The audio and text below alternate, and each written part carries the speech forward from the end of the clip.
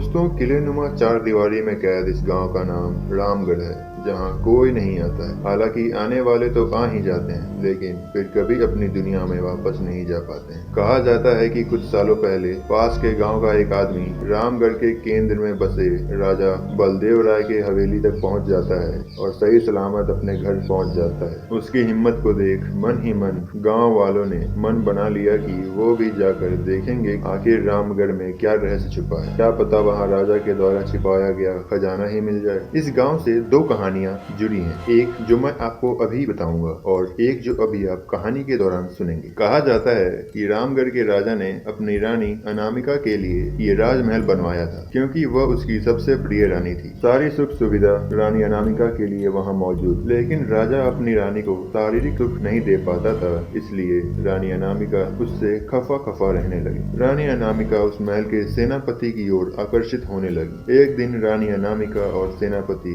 दोनों महल में एक साथ मौजूद थे और तभी वहाँ राजा आ जाता है और उन दोनों को उस व्यवस्था में देख राजा क्रोधित हो जाता है और गुस्से में उस महल को आग लगवा देता है और रानी अनामिका उस महल में जलकर मर जाती है। तभी से उसकी आत्मा उस महल में भटकती है और इधर राजा भी रानी के वियोग में ज्यादा दिन जिंदा नहीं रह सका और मरते मरते उसने राजमहल को श्राप दिया, जो कोई भी महल में जाएगा वो जिंदा वापस नहीं आएगा। और तभी से जो कोई भी उस महल में गया वो वापस जिंदा नहीं आया, क्योंकि अनामिका उसे दर्दनाक मौत देती है। दोस्तों, ये थी पुरानी कहानी। अब वर्तमान की कहानी में आइए। एक दिन एक युवा नौजवान और उसकी दोस्त मुंबई से रामगढ़ आए और पुलिस स्टेशन जाकर कुछ बात करने लगे। वे कह रहे थे कि हम उस रामगढ़ के महल को एक टूरिस्ट प्लेस बनाना चाहते हैं। हमारे पास सारे डॉक्यूमेंट्स हैं, बस आपकी मदद चाहिए, क्योंकि यहाँ के गाँव वाले ऐसा नहीं होने देंगे। वे लोग अभी भी पुराने जमाने की बात को लेकर डरते हैं। महल को टूरिस्ट प्लेस बनाने की बात पूरी गांव में फैल गई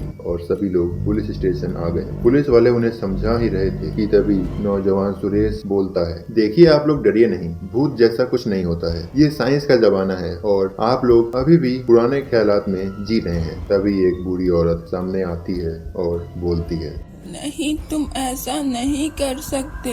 अगर अनामिका जाग गई तो इस गांव के लिए अच्छा नहीं होगा। तभी सुरेश बोलता है, देखिए दादी जी, मैं भूतों पर विश्वास नहीं करता, इसलिए मैं तो उस महल को टूरिस्ट प्लेस बनाऊंगा। तभी बूढ़ी औरत बोलती है, लगता है तुम अनामिका और उसके कहर से अनजान हो। रुक, मैं तुझे बताती हूँ। ये बात 150 साल पुरानी है। राजा भान सिंह की दो संतान थी, लेकिन अलग अलग रानियों से, राजकुमारी अनामिका और राजकुमार भैरव। राजकुमार भैरव शास्त्र से लेके शस्त्र तक हर विद्या में निपुण था, तो राजकुमारी अनामिका सुंदरता के साथ साथ हर विद्या में राजकुमार भैरव से एक कदम आगे थी। इसलिए राजा भान सिंह ने राज्य का कारोबार आगे चलकर राजकुमारी अनामिका को देने का सोचा, पर भैरव यह बर्दाश्त नहीं कर सका और उसने राजकुमारी अनामिका के साथ महाराज भान सिंह का भी कत्ल कर दिया और खुद महाराजा बन गया। लेकिन राजकुमारी अनामिका की आत्मा ने उसे बहुत परेशान किया और भैरव पागल हो गया और भैरव की जान बचाने के लिए उसकी माँ ने